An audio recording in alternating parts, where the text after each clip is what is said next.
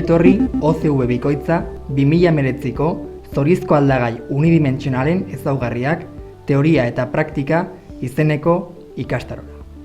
Ikastaroa Euskal Herriko Unibertsitateko Matematika Aplikatua saileko Xabier Erdozia eta Itxaso Lezeta irakasleek diseinatu eta prestatu dute.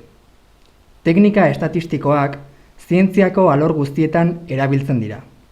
Estatistika ezinbesteko tresna da ingenieritzan, aldagarriak diren fenomenoak ezagutu, iragarri eta modu eraginkor batean kontrolatu eta kudeatzeko aukera ematen digulako. Gaur egungo gizartean, datu masiboak kudeatzea premiazkoa da. Are gehiago kontuan hartuta Industria 4.0-ren ondorioz tratatu beharreko datuak gero eta gehiago izango direla. Datu horietatik ondoriok ateratzen jakitea ezinbestekoa bilakatzen ari da. Ikastaro hau, estatistikaren arloan, zorizko aldagai unidimentsionalen inguruan sakondu nahi duen ikasle ororentzat zuzendua dago. Ikastaro hau aurrera eramateko, gomendagarria da ikasleak oinarrizko matematikako kontzeptuak barneratuta edukitzea. Ikastaroan landuko den gaitegia honakoa izango da. Lehenik eta behin, zorizko aldagai unidimentsionala definitu eta honen momentuak deskribatzen dira. Hasiera batean, zorizko aldagai unidimentsionalaren kontzeptua azalduko da. Ondoren, batez besteko balioa, zorizko aldagaiaren momentuak, posizio eta dispertsio neurriak eta Fisherren koefizienteak, eta azkenik, Chebysheven desberdintza ikusiko da. Ondoren, zorizko aldagai unidimentsionalaren funtzioak aurkezten dira. Ikusiko ditugunak, probabilitate funtzioa, dentsitate funtzioa, banaketa funtzioa, funtzio karakteristikoa eta funtzio sortzailea izango dira. Behin zorizko aldagai unidimentsionalaren inguruko aspektuak jorratu ondoren, banaketa diskretu eta jarraitu garrantzitsuenak azalduko dira. Diskretuen artean, banaketa binarioa, binomiala, geometrikoa, binomial negatiboa, hipergeometrikoa eta Poissonen banaketa landuko dira. Eta jarraituen artean, banaketa uniformea, banaketa esponentziala eta banaketa normala. Azkenik, zorizko aldagaiei buruzko ariketak ebazteko, R software librearen erabilera azalduko da.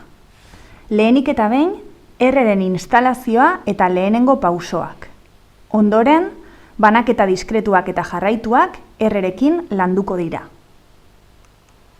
Kurtsoaren izaera teoriko praktikoa da, non teorian azaldutakoa ariketa ezberdinetan aplikatu behar den.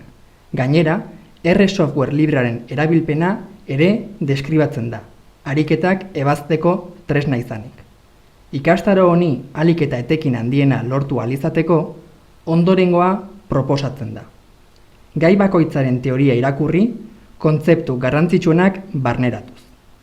Zalantzarik balego, bibliografiara jo hauek argitzeko. Gomendaturiko irakurgaiak oso lagungarriak izango dira ikaslearentzako. Ebatzitako adibideak begiratu eta ulertu. Lagungarri izan daitezen, ondoren ikasleak bere kabuz proposatutako ariketak ebazteko. Adibideak ondo ulertu eta gero, proposatutako ariketak ebatzi eta lortutako emaitzak zuzenak direla konprobatu.